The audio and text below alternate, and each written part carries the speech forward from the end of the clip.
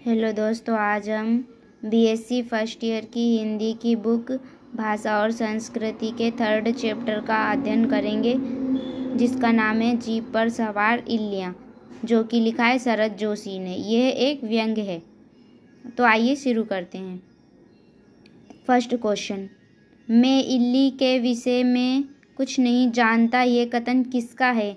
तो ये शरद जोशी का है। शरद जोशी को इला का अर्थ पृथ्वी किसने बताया था? उसके एक मित्र ने। शरद जोशी को किसने बताया कि इल्ली से तितली बनती है? उसकी बेटी ने, यानी कि पुत्री ने।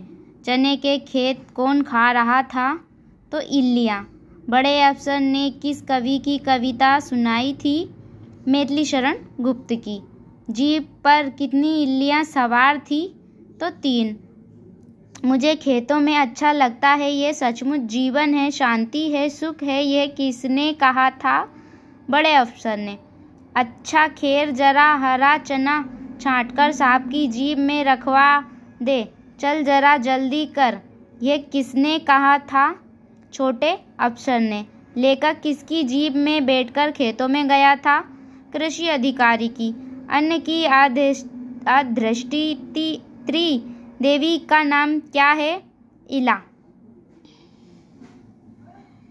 जीप पर सवार इल्लियाँ क्या है? एक व्यंग संग्रह है। शरद जोशी के व्यंग जीप पर सवार इल्लियों में उनकी पैनी दृष्टि किसी न किसी वंशागति का मार्मिक उद्घाटन करती है। शरद जोशी जागरूक व्यंग्यकार की भूमिका में इसलिए चर्चित हुए क्योंकि उनकी दृष्टि जीवन समाज की हर छोटी से छोटी घटना पर टिकी रहती है। जीप पर सवार इल्लियाँ रचना में क्या समाया हुआ है? धर्म, राजनीति और सामाजिक जीवन सभी समाये हुए हैं।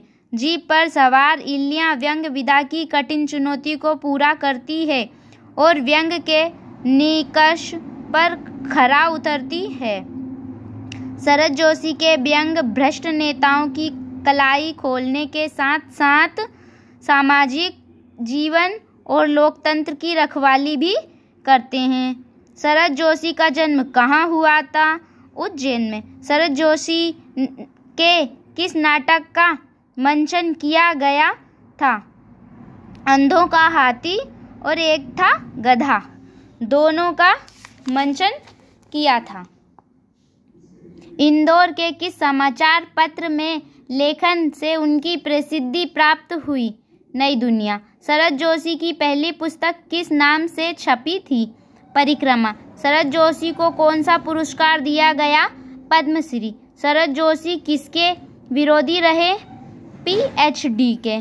जीप पर इल्लियाँ व्यंग में लेखक ने किस पर व्यंग किया है? सरकारी कर्मचारी पर। शासकीय कर्मचारी अपनी स्वार्थ पूर्ति हेतु जनता का नुकसान करते हैं। शरद जोशी ने सरकारी कर्मचारियों की तुलना किससे की है? इल्ली से। जीप पर सवार इल्लियाँ व्यंग में शरद जोशी ने किस विषय पर बोलने को अपनी कमजोरी बताया है? चने के विषय में, क्योंकि चने का नाम सुनते ही उनके मुंह में पानी आ जाता था। लेखक को किसने कहा, चलो इल्ली उन्मूलन की प्रगति देखने खेतों में चलो, तुम भी बैठो हमारी जीप में? तो ये कहा था कृषि अधिकारी ने। किसान को खेत में इल्ली का पता लगाने पर किस बात का भय लगा? खेत जब्त न होने का। किसान ने राहत की सांस कब ली? कृषि अधिकारी की जीप को खेत से जाते देखकर। खेतों में इल्ली लगने का कारण क्या बताया गया? बारिश होने पर ठंड का बढ़ना। खैर, सरकार जागी, मंत्री जागे, अफसर जागे, फाइलें उदित हुई, यह किसने कहा? ये लेखक ने कहा।